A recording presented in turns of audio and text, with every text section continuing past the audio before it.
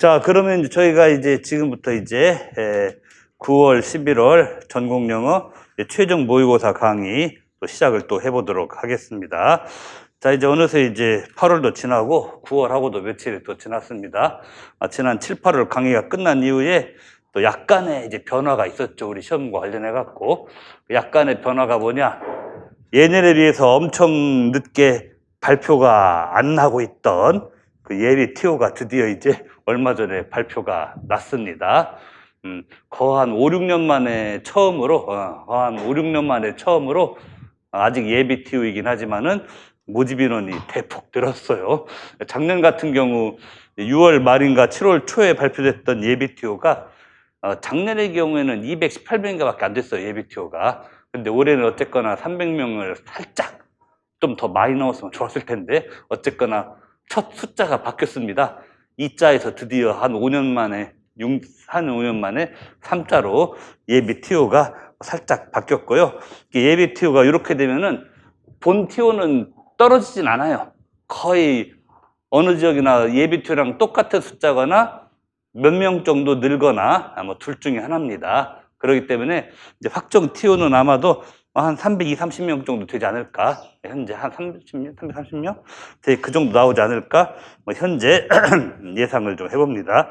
어쨌거나 뭐 거의 뭐 한 4, 5년 만에 처음으로 TO가 계속 줄다가 처음으로 지금 늘은 아주 특이한 사건이 있었고, 뭐 나름대로 매우 좋은 그런 징조라고 생각이 듭니다. 자, 그리고 이제 우리 모의고사는 이제 오늘부터 시작해가지고 11월 첫 토요일까지 총 10주간에 걸쳐가지고 계속 진행을 하고요. 얘기 들으셨겠지만은 본 시험에 2주 전에는 종강을 해드려야 그래야 또 수험생들이 개인 공부할 시간이 있기 때문에 추석 연휴 되기 직전 토요일도 어쩔 수 없이 수업을 합니다. 그래야 시험 보기 2주 전에 10회까지를 다 끝낼 수 있는 뭐 그런 일정이 나옵니다. 뭐 그건 여러분들이 미리 좀 참작을 하시고 그렇게 좀 일정에 임해 주시기 바랍니다. 그렇게 되어 있고요. 그리고 이 강의는 이제 80점 만점으로 해서 우리 전공영어 전 과목 또 역대 기출문제에서 실제로 각 과목별로 나왔던 점수 배분 평균대로 해가지고 출제해서 시험 보는 그런 강의입니다. 그리고 이제 시험 문제 난이도나 뭐 지문 길이 이런 것도 역대 기출문제에 나왔던 여러 유형의 난이도와 또 지문 길이, 문제 포맷 등을 다 고려해서 진행을 하겠습니다. 그리고 이 첨삭은 1회부터 9회차까지 10회 중에서 1회부터 9회차까지 그 모든 문제에 대해서 첨삭 채점을 진행하도록 하겠습니다. 자, 이렇게 이제 간단한 그 강의 관련 사항을 말했고, 나머지는 오늘 또 이제 그 안내문 드렸으니까 그걸 좀 보고 참조하시고, 우리는 할 게 많은 사람들인 관계로 바로 수업에 들어가면서 공부를 시작하도록 할게요. 이제 처음 시간에는 이제 영미문학 일반 영어 파트를 진행하는데 7, 8월까지는 그냥 영미문학 일반 영어 섞어가지고 A형 처음에 있는 문제부터 B형 끝에 있는 문제까지 쭉 통으로 풀었는데 이제 마지막 최종 모의고사에서는 좀 더 좀 정돈을 좀 해가지고 문제 해설을 할 필요를 약간 느꼈어요. 그래가지고 오늘부터는 이제 영미문학 파트 먼저 따로 해설 강의하고, 그 다음에 또 다음 시간에는 일반 영어 파트 따로 해설 강의를 하고 이제 계속 그런 식으로 진행을 해드리도록 하겠습니다. 자, 이제 그런 의미에서 이번 시간에는 1회차 영미문학 파트 진행을 좀 해보는데, 7번 문제가 이번 회차에는 A형 7번 문제가 처음 나오는 그 영미문학 문제예요. 영시 문제입니다. 뭐 이 정도 길이의 시 지문은 뭐 흔하게 출제가 되는 뭐 그런 경우라고 보시면 되고, 이게 오늘 이 7번 영시 문제나 아니면 저기 B형 1번에 나오는 그 소설 문제 같은 경우 바로 이제 작년 그 출제 경향을 좀 반영을 했습니다. 이게 무슨 소리인가 하면은 재작년까지는 그런 일이 거의 1도 없다가 작년에 갑작스럽게, 정말 갑작스럽게요, 시와 소설에서 그 사실상 아동문학 장르에 속하는 지문이 2개가 떡 나와버렸어요. 사람들이 제일 당황도 하고 솔직히 시험 보면서 욕하면서 엄청 풀었던, 그리고 혹시나 해서 집에 와서 구글 검색해봤더니 아 이럴 수가 진짜 아동문학이네 라고 해서 이게 뭐지라고 좀 놀라기도 하고 화도 좀 났던 그런 기억들이 좀 있을 겁니다. 근데 이게 우리나라 대학교의 그 변화상을 좀 반영하는 거예요. 사실 90년대까지는 대학교 영문과나 연극과에 이 문학 과목에서 영미 아동문학 과목이 90년대까지는 거의 없었어요. 없었다가 하여튼 2005년 뭐 10년 뭐 그때부터 조금씩, 뭐 아직도 그게 없는 학교도 있지만은 전국에 있는 몇몇 대학에 조금씩 그 문학 선택 과목으로 영미 아동문학 과목이 생기기 시작했습니다. 실제로 대학가에. 그런 이제 우리나라 대학교 그 교과과정, 대학교 교과과정의 변화를 반영한 그런 출제가 작년에 한번 일어났는데, 뭐 거의 대부분의 임용학원에서는 시건, 소설이건 아동문학은 거의 안 건드려가지고 사람들이 무척이나 당황, 당혹 뭐 이런 것들을 많이 했었던 그런 좀 역사가 좀 작년에 있었지요. 하여튼 고생들 많이 했고요. 그래서 이제 우리 모고에서도 1회차는 작년의 추억을 살짝 소환하는 의미에서 시도 사실상 아동시에 가까운 걸 하나 골랐고, 그 다음에 B-1번에 수록된 소설도 이게 이제 아동문학에 해당되는 소설이긴 해요. 근데 아동문학 소설 치고는 좀 해석이나 이런 게 좀 어려운, 근데 되게 유명합니다. B-1번에 나와 있던 이 소설이 되게 유명한, 그리고 단편도 아니에요. 이번 소설은 되게 두꺼운 뭐 200페이지 넘는 장편입니다. 장편.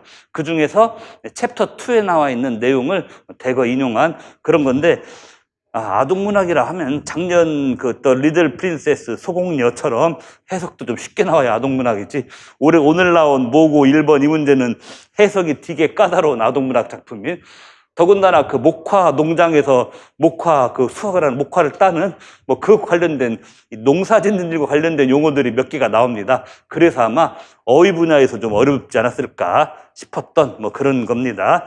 그리고 B-6번은 이제 희곡이고요. 이건 흑인 작가가 쓴 희곡이에요. 나중에 말씀드릴게요. 자, 하여튼 이래가지고 오늘을 우리가 시, 소설, 희곡 변함없이 다 3장르 출제했고요. 그리고 오늘은 작년도 기출 경향을 반영해서 갑자기 좀 아동문학 작품을 대거 시와 소설에서 소개를 했다. 이런 얘기를 할 수 있습니다. 자, 여기 먼저 7번 보시면은 가끔 우리 기출에서 한 2번 정도 그런 일이 있었는데, 보통은 시 제목을 안 알려주고 출제를 합니다만은 가끔 한 번씩, 정말 어쩌다 한 번씩은 이렇게 시는 제목을 알려주고 출제한 일이 있어요. 그리고 제목을 알려주고 출제하면은 의뢰이 이제 오늘 문제처럼 제목 갖고도 뭔가 디렉션에서 뭔가 우려내서 물어보는 그런 시도를 하게 마련입니다. 제목이 좀 안타까운 제목이에요. 그 눈먼 소년, 맹인 소년이라고 하는 되게 안타까운 제목인데, 이 시 자체가 실제로 이 시 속의 화자가 누구냐면은 나라는 1인칭 화자가 나오면서, 이 나라는 1인칭 화자가 실제로 눈먼 소년으로 그 등장을 하죠. 눈먼 소년의 입장에서 뭐 남들은 나한테 뭐라 말하는데 뭐 나는 그렇게 생각 안 하고 이렇게 생각하고, 또 남들은 뭐가 어떻다고 생각하는데 나는 뭐 대체 그게 뭐라는 소리인지도 모르겠고, 나는 나 나름대로 어떻게 하고 뭐 이런 식으로 나라는 1인칭 화자를 등장시켜서 실제로 시인이 눈먼 소년의 입장에 자기 자신을 이입시켜가지고 전개한 뭐 그런 시라고 할 수 있습니다. 그리고 이 시 문제는 한 가지 고마운 것은 뭐 보시면 알지만은 뭐 단어 자체가 어려운 게 거의 없습니다. 그래가지고 해석에 있어서는 그렇게 심한 어려움은 별로 이렇게 주지 않았을 가능성이 커요. 자, 그런데 여기 이제 먼저 디렉션을 먼저 보시면 A의 7번, A7번의 디렉션을 보시면은 이렇게 나와 있죠. 이 시 제목에서 암시하듯이 이 작품 속 화자 나라고 하는 사람은 이제 눈먼 소년으로 등장합니다. 자, 그러면 이 시 구체적인 내용에 근거해가지고 말하는 이 시 제목이 눈먼 소년인데, 얘가 실제로 블라인드 하다라고 하는 그 증거를 하나 제시해봐라 하는 건데, 이건 본문을 좀 훑어보다 보면은 사실 첫째 연, 둘째 연부터 거의 나오죠. 그렇죠. 이건 첫째 연, 둘째 연부터 나오기 때문에 답이 좀 빨리 나오는 그런 경우를 할 수 있겠습니다. 그리고 이제 또 하나의 과제가 뭐냐면은 이 작중 화자인 나라고 하는 소년이 밑줄 친 부분처럼 이야기하는 게 있습니다. 이 밑줄 부분이 본문에서 어디에 나오나 했더니 맨 밑에서 둘째 줄 나는 왕입니다 이런 말이 나옵니다. 예, 저는 왕입니다 이런 식으로 나오는데 대체 이게 뭔 소린가 라고 하는 거, 이거를 설명해 봐라 하는 겁니다. 근데 나는 왕입니다 라고 하는 밑줄 부분 바로 앞에를 보세요. 바로 앞에를 보면 뭐라고 나냐면은 whilst thus I sing 이라고 했을 때 whilst란 말은 이제 while이죠. while, W-H-I-L-E. whilst는 옛날식 스펠링이고 뭐뭐 이때, 그리고 while은 뭐뭐하는 동안에라고 해도 되지만은 우리 번역에도 이렇게 나와 있지만 뭐뭐하는 한 이런 식으로 해석하는 게 좋아요. 그다음에 이것도 약간의 어순도치가 있어요. thus, 이 thus라고 하는 부사어가 사실은 동사 sing 다음에 나오는 겁니다. While I sing thus, 내가 그렇게 노래를 하는 한, 내가 그런 노래를 그렇게 노래할 수 있는 한 저는 왕입니다. 저는 왕이랍니다. 이런 얘기죠. 그러니까 저는 왕입니다 라고 하는 것은 바로 앞에 힌트가 나와요. 내가 그렇게 노래를 할 수 있는 한이니까. 그러면 이 소년이 이 앞선 맥락에서, 이 시 앞선 맥락에서 뭐라고 노래했는가, 즉 우리 인쇄된 인쇄물로 보면은 뭐라고 시를 읊어댔는가, 이 앞선 내용에서 얘가 뭐라고 이 노래를 읊어댔는가, 그걸 요약하면은 이제 말하자면은 이 둘째 디렉션에 뭡니까 답이 나오는데, 특히나 이것은 맨 마지막 연 첫째 줄, 둘째 줄과 끝에서 두 번째 연 그 전체, 여기를 이렇게 한 6줄 정도, 이렇게 대략 6줄 정도를 집중적으로 보시면은 이제 이 소년은 뭐라고 노래했는가가 좀 집중적으로 나올 수 있어요. 그래서 나는 왕입니다 라고 하는데, 이 왕이라고 하는 것은 어쨌거나 지금은 뭐 왕을 섬기는 뭐 백성들이 왕 밑에 충성하는 그런 시대가 아니기 때문에 좀 시대는 안 맞지만, 어쨌건 비유적인 뜻에서 왕이라는 것은 뭐 최고의 자리, 제일 높은 자리, 뭐 세상 부러울 거 없는 자리, 이런 게 왕이잖아요. 그러니까 우리가 약간의 상식을 동원해서 생각해 보면은 저는 왕이랍니다 라고 하는 것은 제가 아주 좋은 위치에 있습니다, 제가 아주 행복합니다, 저는 아주 만족할 만한 상황이 있습니다, 뭐 이런 식으로 자기의 처지에 대한 매우 큰 긍정, 그렇죠? 자기 처지에 대한 매우 큰 긍정이 저는 왕이랍니다는 거예요. 그러니까 이 앞선 맥락에서 자기 처지에 대한 긍정을 하는 내용이 이제 무슨 내용인가, 그게 구체적으로 그걸 찾으면 되는 겁니다. 바로 그거, 자기 처지에 대한 아주 큰 긍정, 아주 강한 긍정의 내용은 이제 맨 끝에 연 첫째 줄, 둘째 줄과 그 다음에 그 앞선 연 내용, 이렇게 6개를 합쳐보면은 자기 처지에 대한 가장 강한 긍정이 요 6줄에서, 그러니까 세 번째 연과 네 번째 연, 세 번째 연 하나, 둘, 셋, 네 번째 연과 다섯 번째 연 1, 2행까지, 네 번째 연과 다섯 번째 연 1, 2행까지를 보시면은, 남들이 어쨌든 나는 이러란다 하는 식으로 자기 긍정이 제일 세게 나타나 있습니다.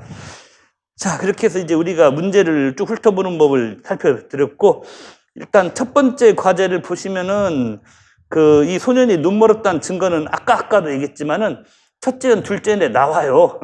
한마디로 첫째 연, 둘째 연의 내용은 뭐냐면은 제가 결코 즐기지 못하는 그런 빛이라는 게 대체 뭔가요라는 뭐 이런 말 나오잖아요. 뭐 아침 됐다, 햇빛이 들어온다, 빛이 나고 있다, 사람들은 이 라이트, 빛에 대해서 말하는데 never enjoy, 내가 누려본 적이 없는 건데 대체 그게 뭔가요? 라고 물어보잖아요. 왜? 눈이 안 보이니까. 눈이 안 보이니까 남들은 햇빛, 뭐 촛불, 뭐 불빛 그러는데 대체 빛이라는 게 모르겠다. 이 말부터가 사실은 얘가 눈이 안 보이는 아이라는 뭐 그런 취지가 되겠죠. 그 다음에 이제 또 셋째 줄에 보시면 셋째 연, 사이트의 블레싱이 무엇인가요? 이렇게 했는데 이것을 방금 나눠드린 번역본에 보시면은 본다는 것의 기쁨은 무엇인가요? 이런 식으로 살짝 의역을 했죠. 직역을 하면은 시력의 축복은 무엇인가? 아주 투박하게 번역한 하면 근데 아이 그렇다고 문학인데 시력의 축복은 무엇인가 이러면 너무 어색합니다. 좀 문학답게 그냥 본다는 것의 기쁨은 무엇인가요? 이렇게 물어본다는 것은 자기는 본다는 것의 기쁨을 모른다 소리지 않습니까? 그러니까 이 모든 것들이 다 이제 얘가 블라인드하다는 증거예요. 그 다음에 또 둘째 연에서도 뭐 태양이 밝게 빛난다 라고 하지만 자기는 그것도 모르겠고, 그 다음에 이제 둘째는 후반부에 보면은 뭡니까? How can he then make it day or night? 밤이 되고 낮이 되는 것이 How can he make라는 것이 이것도 역시 우리 번역본에 보시면 무슨 조화인가 이런 식으로 상당히 솜씨좋게 의역을 했죠. 그가 어떻게 해서 그것을 낮과 밤으로 만드는가요가 아니라 너무 그건 직역한 거고, 또 의역을 했더니 밤이 되고 낮이 되는 게 무슨 조화인가요? 뭐 이런 식으로. 그러니까 남들은 지금은 밤이다, 또 지금은 낮이다, 지금 밤이다, 이제 그만 자라, 또 지금은 낮이다, 빨리 일어나서 일하러 가야지 막 이러는데 대체 그게 뭔지 모르겠다. 자기는 이런 것도 이제 눈이 안 보인다는 거죠. 그러면서 좀 슬픈 얘기가 나와요. 셋째 연에서는 남들은 눈 뜨고 봐서 컴컴하면 밤이고 밝으면 낮이겠지만은 셋째 연 보면은 너무 슬픈 얘기가 나오죠. 나는 그러지 않다. 자는 시간이 밤이고 노는 시간이 낮이다라고 하는 정말 많이 슬픈 그런 내용이 나오고 있습니다. 자, 그런데 이렇게 3년까지 1년 맨 앞에서부터 3년 한 둘째 줄, 셋째 줄까지만 가도 이제 말하면은 이 소년이 진짜 블라인드하다라는 건 다 드러났고, 그 다음에 이제 밑줄 친 저는 왕이랍니다 라고 하는 표현의 함축은 아까도 말했지만은 자기 자신의 처지에 대한 아주 강한 높은 긍정이니까 현재 자기가 처해 있는 처지에 대한 매우 긍정적인 평가, 요건 넷째 연, 다섯째 연에 나옵니다. 먼저 넷째 연은 뭐냐? 남들이 자기 보고 맹인 소년이라고 참 슬프게 여기고 자기를 동정한다, 남들이. 그렇죠. 예. 그래서 이제 말하자면은 뭡니까? 슬픈 제 처제를 my hopeless O라고, 넷째 연, 둘째 줄에 my hopeless O라고 해서 슬픈 제 처지를 이렇게 이제 의역을 했죠. 나의 희망 없는 슬픔, 이렇게도 될 수 있는데, 슬픈 제 처지를 좀 의역을 하면은 당신은 모은, 말하면은 애도한다, 애석해한다, 한숨 쉰다 이런 말이죠. 예. 종종 그런 소리를 듣는다 이겁니다. 예. 말하자면은 나의 슬픈 처지를 놓고 여러분이 안타까워하는 그런 소리를 나는 종종 듣는다. 자, 그래놓고 이제 넷째 연, 셋째 줄부터 이 저는 왕이랍니다에 대한 본격적인 얘기는 넷째 연, 셋째 줄부터 나오죠. 하지만 뭡니까? 저는 뭡니까? sure, 확실하게 patience, 인내심을 가지고 may bear, 참아냅니다.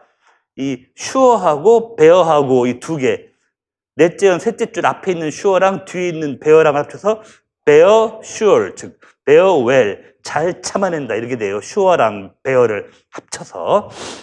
남들은 나보고 잘됐다 쯧쯧쯧 그러지만 나는 sure, 잘 bear, 참아낸다. 어떻게? 인내심을 가지고, 이런 얘기예요. 그러면서 뭐를 참아냈냐? loss. loss란 말은 뭐 상실, 패배 이런 말로 되지만은 여기서는 이제 불행이라는 거죠. 하지만 나는 인내심을 가지고 여러분들이 나에 대해서 말하는 loss, 그 불행을 잘 참아낸다. 그 다음부터. 근데 loss, 불행이라는 게 가만히 있자. 불행이 뭐더라? 했더니 never can know. 나는 절대 할 수 없는 거가 불행인데 이런 얘기예요. 여러분은 나보고 눈 멀어서 불행하겠다, 안 됐다 그러지만 나는 never can know, 절대 그냥 단지 never know 정도가 아니라 can을 넣어가지고 알지 못하는 정도가 아니라 나는 알 수도 없는 게 그게 loss, 불행이다. 뭐 이런 얘기죠. 오, 대단한 겁니다. 예. 여기서부터가 갑자기 긍정의 메시지가 나오죠. 여러분들은 나보고 참 눈 멀어서 안 됐다, 불쌍하다 그러지만 저는 잘 참고 살고 있고요. 그리고 loss, 뭔가 불행, 안타까운 일이라고 말하는데 로스, 불행, 안 된 일. 대체 그게 뭐죠? 저는 당최 모르겠는데요. 뭐 이런 식으로 되게 이제 긍정적인 말이 여기서 시작되는 거예요. 예.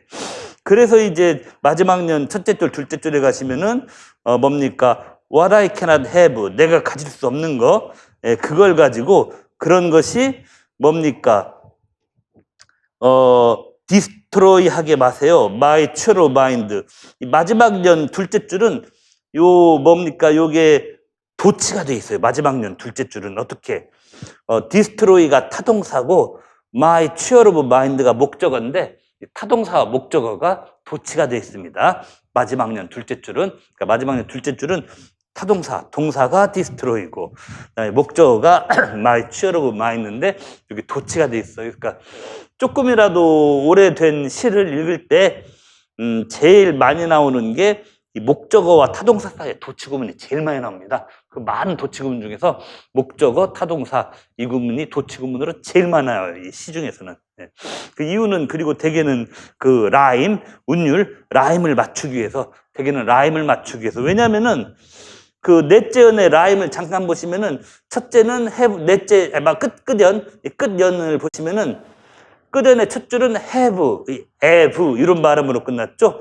그 다음에 끝연의 둘째 줄은 destroy, oe 이런 발음으로 끝났죠. 그 다음에 셋째 줄은 king하고 ing으로 끝났죠. 다시 넷째 줄은 boy, oe 이런 식으로 끝났잖아요. 그러니까 마지막 다섯째 연에서 둘째 줄과 넷째 줄을 oe 하는 요 라임으로 딱딱 맞춰주기 위해서 이행과 사행, 마지막 년에 이행과 사행을 이 오이라는 라임으로 딱딱 맞춰주기 위해서 일부러 타동사 디스트로이를 맨 끝으로 일부러 도출시켰다. 이렇게 보시면 됩니다. 그래서 내가 가지고 있지 못한 그것이 디스트로이를 let not 못하게 하라. 파괴를 못하게 하라. let not 뭐뭐 못하게 하라. 뭐를 뭡니까? 내 마음의 즐거움을. 그러니까 나는 내가 갖지 못한 것 때문에 속상해가지고 마음의 즐거움이 사라지는 그런 인간이 아니다. 그리고 요런 맥락에서 하는 소리가 저는 왕이랍니다. 그러니까 남들은 나의 불행을 지적하지만 나는 그런 거 개의치 않고 현재 나의 처한 조건에서 누릴 수 있는 걸 누릴 줄 아는 그런 사람이기 때문에 나는 왕이다. 바로 요런 취지가 되는 거예요. 그러니까 남들은 불행하다고 해도 나는 거기에 휘둘리지 않고 내 나름의 기쁨을 누리는 이런 방법을 안다라는 어린이 화자를 내세운 시치고는 되게 심오한 듯한 뭔가가 있는 그런 시라고 할 수가 있겠습니다. 자, 그래서 이제 이렇게 해서 이제 역시 동시 장르에 속하는 작년 기출과 마찬가지로 그런 시를 하나 봤고요. 작년에도 그 동시 계열의 시가 나왔지만 기억은 하시겠지만 모든 일반 영어 영미문학 문제 중에서도 그래도 시가 제일 어려웠어요. 작년에도 기억하시겠지만 이것도 작년 기출보다는 제가 보기에는 살짝 쉬울 것 같긴 한데 또 얼마나 쉬웠는지 어쨌는지는 또 채점을 또 집에 가서 나중에 또 해봐야 알 수 있는 그런 상황이 되겠습니다. 자, 이제 그러면 이제 이번 주부터는 이제 문학을 먼저 첫 시간에 몰아서 풀고 둘째 시간에 이제 일령 몰아서 푼다고 했으니까 이제 문학이 있는 곳으로 또 가면은 B형의 이제 1번으로 갑니다. 이것도 이제 아동문학 장르에 속하는 거예요. 작년 기출처럼. 와, 작년 기출에서는 아동문학이 그것도 우리 어릴 적에 동화책 에디션으로 거의 다 읽었던 The Little Princess, 그 호지슨 버넷 여사가 쓴 소공녀란 작품이 나왔는데 설마 그게 정말 우리 임용시험에까지 나올 줄은 정말 우리가 꿈에도 생각 못했죠. 근데 그게 작년에 나왔단 말입니다. 근데 또 그런 게 있어요. 하도 작년에 그렇게 나와서 올해는 또 그런 쪽으로만 모의고사를 보게 되면 또 평가원에서는 그렇게 알고 또 얍실하게 피해가서 또 아동문학은 일도 안 내고 도망가 버리는 그런 일도 얼마든지 가능하니까 삥삥 돌려가면서 이렇게도 했다가 저렇게도 했다가 출제는 좀 다양하게 돌려가면서 하기로 하겠습니다. 자, B형이 1번이 또 문학 문제로서 요건 이제 소설 문제인데 뭡니까? 장편 소설이에요. 지금 나눠드린 번역본의 2페이지에 보시면은 그 밀드렛 테일러라는 사람이 쓴 Roll of Thunder, Hear My Cry라고 하는 그런 아주 의미심장한 그 제목의 장편 소설입니다. 한 200몇십 페이지가 더 되는 그 중에서 제2장의 약간 앞부분 내용을 발췌해서 이렇게 제가 문제를 만들었는데 천둥아 들어라 나의 울음을 이런 식으로 번역되는 그런 소설이에요. 근데 여기는 아까도 얘기했지만은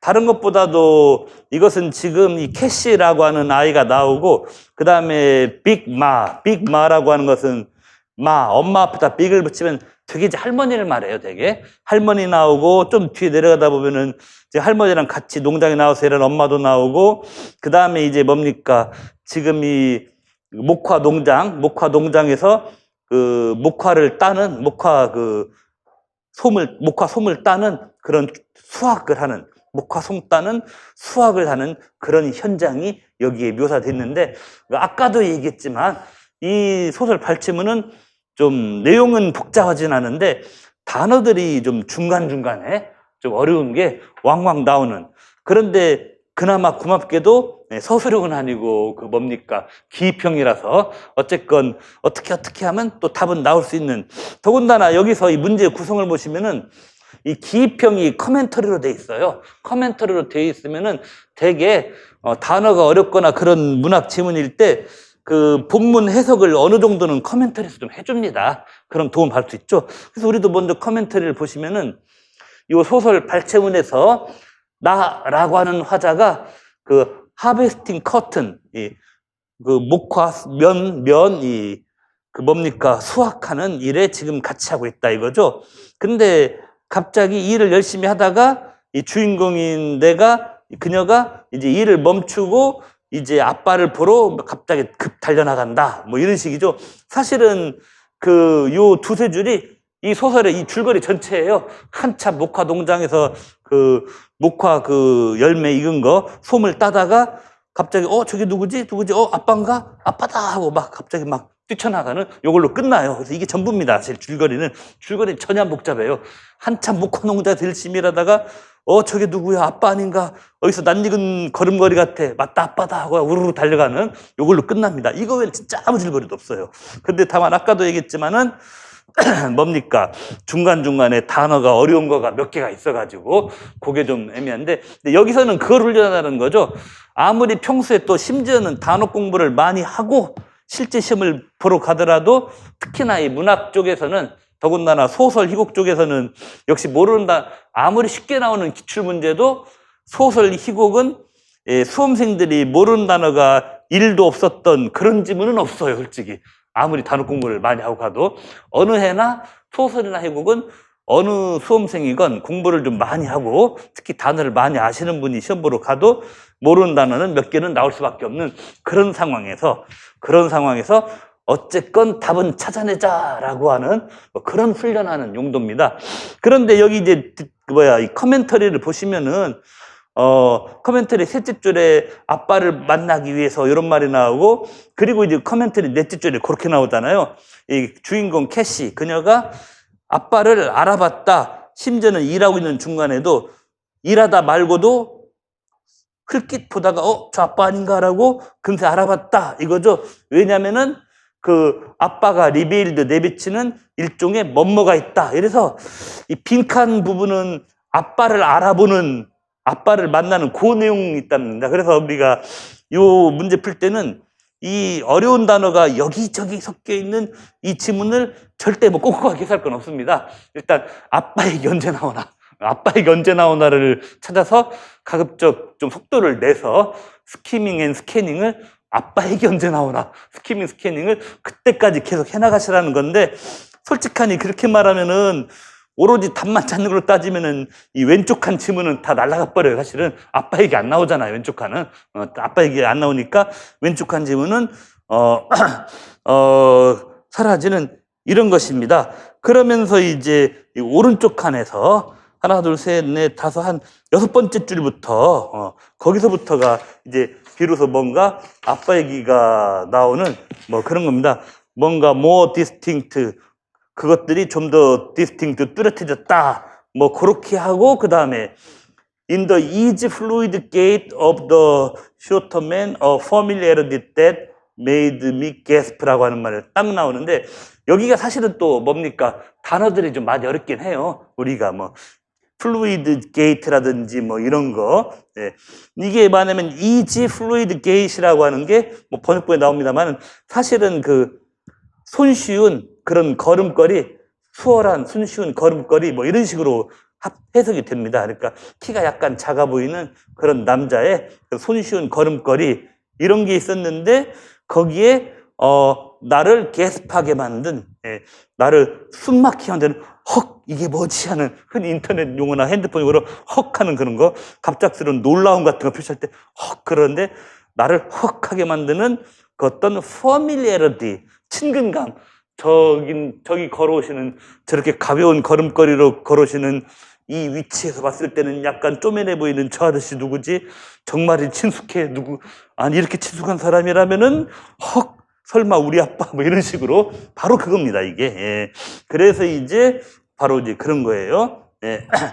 그래서 이제, I squinted, 다음에 shadowing my eyes from the sun. 그런 말. 난 squinted, 눈을 가늘게 쓰고, shadowing my eyes from the sun. 햇빛으로부터 눈을 shadowing, 그늘지겠다는 말, 눈을 피했다란 말이죠. 예. 나는 눈을 가늘게 뜨고, 햇빛으로부터 피했다가, 그 다음에, then, 그리고 나서는 slipped, 미끄러져, down the pole. 그 pole, 뭡니까? 솜 따로 올라간 그 나무 기둥, 거기를 이제 잡고 내려왔다. 어떻게? Like lightning, 번개처럼. Like lightning이란 말은 이제 번개처럼 빠르게죠? 가만히 있자, 저게 누구지? 어디선가 많이 침투하신 아저씨 같아. 설마 우리 아빠? 라는 생각이 드는 순간, 막 그 솜 따로 올라간 나무에서 막 한 방에 쪼르르 쫙 빠르게 내려와서 이렇게 다갔다 이거죠? 그랬더니 이제 할머니가 대체 자는 일하다 말고 뭐하냐 싶어서 캐시, 야 캐시 너 뭐해? 했더니 이제 이제 파파 하고 대답하죠. 뭐하긴요, 아빠 왔단 말이에요. 뭐 이런 식으로 이제 반갑게 맞아나가는 그런 장면입니다.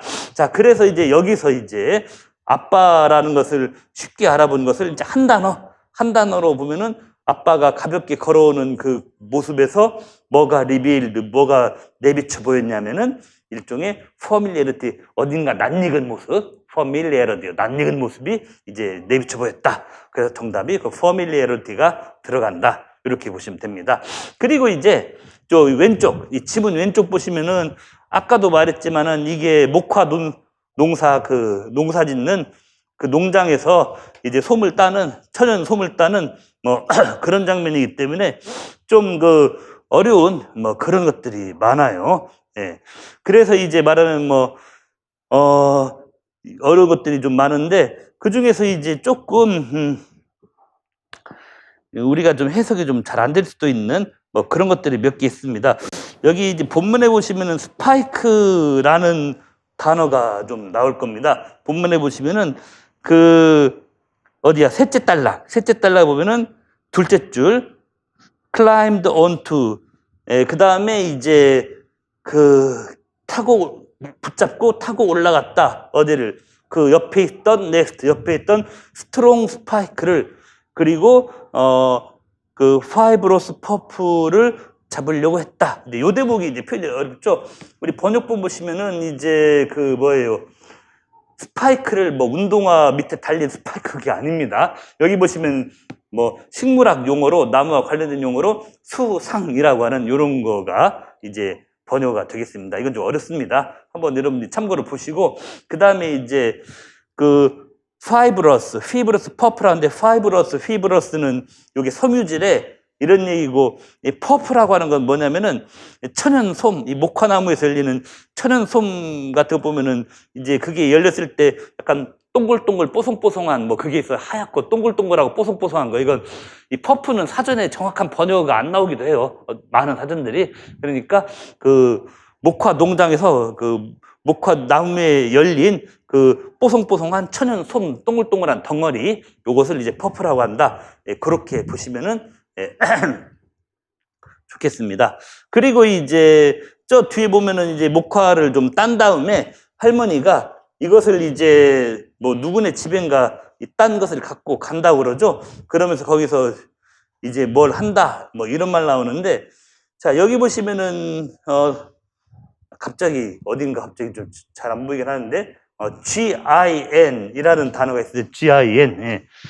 GIND라고 하는데 have 뭐뭐 GIND 뭐 이런 표현이 있습니다. 이 GIND라는 표현이 또 우리 본문에 나오는데 이것도 좀 어려운 단어긴 하죠. 이게 좀 어려운 단어인데, 이게 뭐냐면은 이 목화 농장에서 이 천연 솜을 따면은 이 인공 솜과는 다르게 천연 솜을 따면은 이게 아무래도 식물이기 때문에 그 속에 씨앗이 들어있다 이겁니다. 그래서 그 목화 농장에서 수확한 이 열매를 가지고 이 진드하러 어딘가를 간다는 것은 그 목화 열매에서 말하면은 씨앗을 빼낸다. 씨앗 빼내기 작업을 한다. 요게 바로 이제 진드한다. 뭐 이런 식의 이해가 돼요. 하여튼 뭐 이런 정도 좀 뭡니까? 이 작품에서는 전반적으로 여기저기에 좀 어려운 단어가 많이 나오는데, 그런데 이제 중요한 게 뭐냐? 이런 것들이 있음에도 불구하고 여전히 좀 답을 찾는 것은 이 커멘터리도 활용하고 해가지고 어쨌건 해내면 좋은 거다라는 뭐 그런 훈련을 하기 위한 그 문제라고 볼 수가 좀 있겠습니다. 그리고 이제 참고로 또 이 해석과 관련해가지고 이 왼쪽 지문 밑에서 하나, 둘, 셋, 넷, 다섯, 여섯, 일곱, 여덟, 아홉, 열하나, 열둘. 이 왼쪽 칸 밑에서 열하나, 열둘 밑에서 열하나, 열둘. 여기 보면은 이제 또 그런 게 나오죠. 이제 뭐가 나오냐면은 메리 차일드 하면 얘 메리야 뭐 이런 얘기죠. 얘 메리야 이렇게 말하는 거고, 그 다음에 I think 내 생각에는 with what we have picked today 인데, 이것을 좀 해석을 잘해야 됩니다. with what 뭐뭐뭐라고 하는 게 뭐냐면은 비록 뭐뭐이지만 비록 뭐뭐는 있지만 뭐 이런 얘기예요. with what 뭐뭐뭐가. 이것은 여러분들이 고등학교 때 수능 영어 공부하는 여러 커리큘럼 중에서 가끔 인터넷 강사들이 구문독해 강의 뭐 그런 거 많이 하잖아요. 뭐 메가스터디나 뭐 이투스 이런 데서 영어 많은 수능 강좌 중에서 뭐 구문독해 강의 뭐 총 100몇십 강 이렇게 장난에 깔고 그랬지 않습니까? 그런 구문독해 책에도 가끔은 나오는 건데, with 뭐뭐뭐 혹은 with what 뭐뭐뭐 하면은 뭐뭐임에도 불구하고 뭐뭐가 있음에도 불구하고 이런 식이에요. 그래서 여기서 이제 with what we picked today, 오늘 우리가 pick 딴 게 뭐겠어요? 이제 목화 열매 딴 거, 목화 솜 딴 거, 거기 있음에도 불구하고 우리가 그다음에 ourselves는 그냥 강조용법입니다. 해석해야 돼요. 우리가 another bay를 또 가져야 돼 하는데, 이 BAL이 베일이라는 단어가 은근 해석이 안 될 수도 있습니다. 왜냐면 이게 무슨 베일은 가끔 뭐 사람 이름으로 쓰이기도 하고 다른 뜻 쓰이기도 하는데, 근데 이 BALE, 베일이라는 역시 이상하게 생긴 요 단어가 나오는 맥락을 보세요. 무슨 맥락이냐? 앞에서 이미 오늘 우리가 피크, 목화 열매 딴 것이 있음에도 불구하고 어나더 뭐를 따야 돼. 그러면 뻔하죠. 목화 열매를 땄고 어나더 목화 열매를 또 따야 된다. 이런 식으로 이어지는 수밖에 없는 그런 식으로 그렇죠. 눈치로 단어 뜻을 추론하는 이런 훈련도 좀 필요하시겠다. 뭐 이 얘기를 우리가 해드릴 수가 있겠습니다. 자, 요래 해갖고 이제 요 소설 기입형 문제를 한번 보여드렸습니다. 한번 풀어봤고요. 나머지 해석은 요 번역본을 좀 보시면은 여러분이 될 것 같아요. 자, 그 다음에 이제 6번 문제인데, 6번은 흑인 작가가 쓴 희곡입니다. 우리 해설지로는 2번에, 해설지로는 좀 2번에 2페이지 나와 있고, 우리 번역본으로는 3페이지 나와 있는데, 울레 소잉카라고 하는 아프리카계 작가예요. 이 사람이 쓴 죽음 그리고 왕의 기사들이라고 하는 뭐 그런 제목인데, 이게 실제로 원주민 마을에 뭐 백인들이 가고 어쩌고 또 원주민들과 백인들 사이에 뭐 갈등이 일어나고 이런 얘기를 많이 다룬 뭐 그런 작품이고, 그리고 요건 이제 뭡니까? 6번에 서술형으로 나오면서 한쪽으로는 이제 기입형으로 물어보는 것도 있고, 다른 하나는 그냥 순수하게 소설로 쓰는 부분도 있고, 뭐 이런 얘기입니다. 있는데, 먼저 이제 기입으로 푸는 부분은 역시 커멘터리를 채우는 거예요. 거기 봤더니 여자들이 그의 경고를 거부하기로 했을 때, 이 아무사라고 하는 사람이 뭐라고 하냐? 경찰들이 와가지고 좀 더 바이올런틀리하게 여자들을 공격하겠다라고 지금 경고를 한다 이거죠. 그리고 빈칸 땡땡 요놈 대신에 웨폰, 아예 무기를 사용해서 라는 말이 나와요.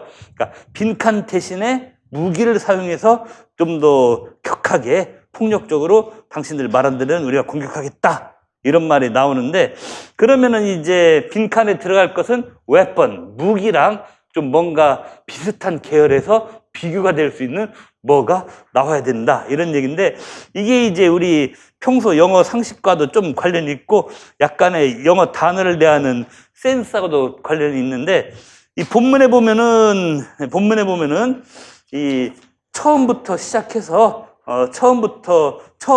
처음에 보면은 이 지문의 배경에 대해서 얘기가 나오고, 그 다음에 이제 그 뭡니까 대사 주고받는 게 나오고 그러잖아요. 근데 처음에 이 장면이 벌어지는 이 기본 해설편, 맨 앞에 있는 해설편의 셋째 줄에서 보면은 뭡니까, 두 명의 폴리스먼이 이미 그들의 그 배턴을 갖고 있다는데, 요건 어디서 많이 본 단어 같아요. 뭐 한 몇 주 전에 이미 올림픽은 끝났습니다만은, 올림픽에서 이어달리기, 릴레이, 개주할 때 보면은 이 바톤 터치한다고 해서 이 배턴 터치를 하지 않습니까? 먼저 달리던 선수가 배턴을 손에 쥐고, 길쭉한 막대기 같은 거죠. 동글 길쭉한 막대기 같은 거 손에 쥐고 열심히 뛰어서 다음번 순번으로 기다리고 있던 우리 선수한테 배턴을 딱 성공적으로 인수해야 그걸 딱 받아들고 뛰고, 그 놓치면 큰일 나잖아요. 거기서 많이 봤던 바로 그 흔히 바톤 터치한다고 할 때 그 바톤이라고 하는 거, 바로 그겁니다. 그런데 경찰관이 뭐 육상 시합 뛰는 것 따른데 배턴은 왜 들고 왔을까라고 했을 때, 경찰들 손에 들려있는 육상 배턴 비슷한 게 뭐가 있을까 했을 때, 바로 우리 학원 옆에 게도 노량진 경찰서 있지만은 평소에 쓸 일은 거였지만 거의 없긴 하지만, 우리 경찰 아저씨들 보면은 그 옆에 허리춤에 그 동그란 경찰봉, 그렇죠? 그 막대기, 몽둥이 경찰봉 하나 차고 다니는 게 있지 않습니까? 바로 그걸 말하는 거예요. 그래서 육상에서의 그 육상 계주 릴레이에서의 그 동그란 막대기 배턴과 경찰 아저씨들 허리에 차고 다니는 경찰봉, 왠지 좀 비스무리하지 않습니까? 거기서 좀 연상을 해가지고 이게 이단한갑다 하고, 뭔가 좀 평소 상식을 좀 동원해서 좀 유추하는 그런 센스도 필요하다, 이런 얘기입니다. 그래서 결국은 이 빈칸, 이 커멘터리 빈칸이, 지금은 요 아무사라는 사람이 경찰 딱 2명 데려왔고, 경찰 2명 손에는 총도 없고 다른 것도 없고 오로지 경찰봉 하나씩밖에 없지만, 계속 당신들이 말 안 들으면은 우리 대사 본문 끝날 때쯤 되면은 돌아가서 다시 와갖고 리인포스먼트, 강화시킨다는 말이 경찰력을 강화한다는 거예요. 그러니까 맨 끝에 게 있는 본문 밑에서 둘째 줄에 있는 리인포스먼트가 뭐냐, 강화 또는 보강, 이게 뭐냐, 경찰 숫자를 강화, 보강한다는 겁니다. 지금은 이 많은 여자분들이 경찰하고 대치하면서 길거리에서 비켜서라고 하는데 안 비키고 계속 경찰하고 대치하고 있는데, 아무리 그래도 가만 경찰들하고 해도 아무사라고 하는 경사 1명이랑 그 밑에 따라온 경찰 2명, 경찰 지금 3밖에 없다 이겁니다. 그러니까 지네들이 숫자에 딸리니까 여기 길거리 암켜주고 데모하고 있는 여자분들은 많고 그래 보이니까, 내가 지금 돌아가서 리인포스먼트, 경찰력 보강을 해서 오겠다. 그러고 우리가 돌아올 때는 캐링 웨펀, 아예 총이니 뭐냐는 무기를 들고 오겠다. 아주 끔찍한 얘기입니다, 이거. 지금은 허리춤에 차고 온 경찰봉 이런 거밖에 없지만은, 웨펀 갖고 오겠다. 그래서 이제 이 웨펀, 무기랑 비교되면서 서로 이렇게 쓰일 수 있는 게 이제 말하면 배턴이라고 하는 그런 말이 됩니다. 자, 그리고 이제 또 하나의 질문. 여기 이제 또 하나의 질문이 뭐냐?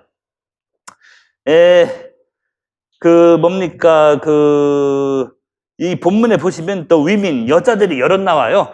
뭐 위민 1, 우먼 1, 우먼 2, 우먼 3 이렇게 여럿 나오죠. 네, 원래 원문, 이 소잉카의 원문에는 이 숫자가 안 붙었어요. 그런데 안 붙으면 너무 헷갈릴 것 같아서 제가 좀 편의를 위해서 좀 붙여놨습니다.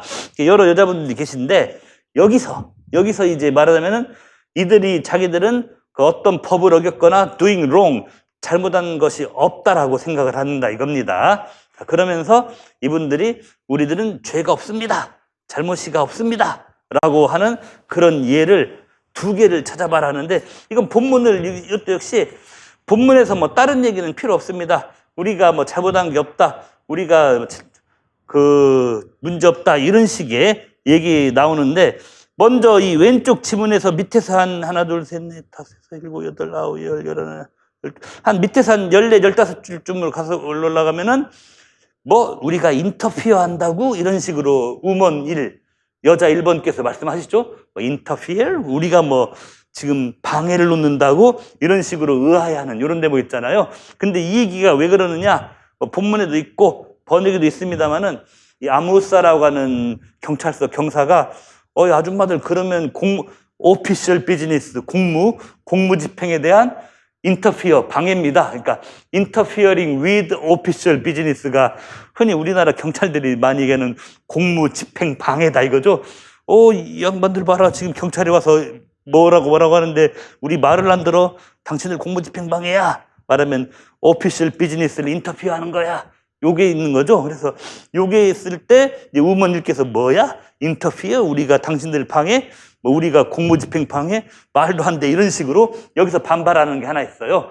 그러니까 우리가 언제 공무집행을 방해했어, 이 양반아? 라는 이런 식으로 이제 말하자면은 항의하는 게 하나 있고, 그 다음에 좀 내려가면은 이제 끝에서 세 번째 서로 우먼 2께서 이렇게 말씀하죠. Your policeman aren't you? 당신 경찰이죠? 맞죠? 이게 지역하면 그렇게 되는데, 이거 우리 번역본 보시면은, 경찰 양반, 이런 식으로, 당신 경찰이죠? 맞죠를, 경찰 양반, 이런 식으로 좀 구수하게 좀 정감 있게 번역을 했습니다. 그래 놓고 이제 하는 소리가, 경찰 양반, 당신 경찰이라며? 그럼 당신 알겠네? 뭘 알겠냐면은, in court, 법정에서 이른바 트리패싱이라고 부르는 거, 이른바 범법행위라고 부르는 거, 당신이 알겠네? 이런 얘기예요. 예. 자, 그래서 결국은 이렇게 하면서 당신은 이게 사실은 뭔 소리냐? 당신은 경찰이라고 해놓고 뭐가 정확하게 트리패싱 하는 거, 범법행위인지 뭐가 정확히 법정에서 범법행위를 치고 있는지 사실은 당신은 그것도 모르는 거 아니냐? 라는 사실은 그런 항변이 좀 됩니다. 그래 놓고 지금 우리가 도로를 점거한다고 말하자면은 도로를 점거하네 어쩌네 이걸 갖고 우리 뭐라고 하는데, 여기 이 길은 사실은 every kind of fit, 모든 종류의 발을 위한 거라는 것이, 우리가 왜 이 길에서 비껴나야 되느냐, 이 길은 아무나 다 다니라고 말하자면 닦아놓은 길이 아니냐, 그런데 이게 무슨 트리스패싱, 이게 무슨 범법행위라고 하는 거냐, 이런 식으로 따지는 데서 이제 또한 우리는 여전히 잘못한 게 없다, 이런 식의 얘기가 좀 나오고 좀 있습니다. 자, 그래서 요것도 물론 번역본하고 대조해 보시면 알겠지만은 어떻게 하다 보니까 오늘은 소설과 희곡이 중간중간 표현들이 많이 어려운 것들이 좀 있었습니다. 그래도 이럴 때 이제 훈련해야 될 게 그래요. 어차피 모든 것을 다 해석해야만 답이 나오는 게 아닙니다. 그리고 오히려 오늘 여기 희곡에서도 인터피어라든지 트리스패스라든지 이렇게 우리가 알만한 단어들 있잖아요. 알만한 단어들에서 답은 직접적으로 나오더라. 저 윗대목 보면은 좀 어렵고 난해하고 그냥 약간 좀 저속한 얘기도 있고 한데 해석도 안 되는 잘 저속한 얘기도 있고 일부 그런 게 있지 않습니까? 근데 그런 건 답하고 1도 관계없어요. 오히려 interfere with official business, 공무집행 방해니, trespassing in court, 법정에서 범법행위로 통하는 것이니 하는 어느 정도 우리가 알만한 그 단어를 알만한 대목에서 답은 다 나오더라.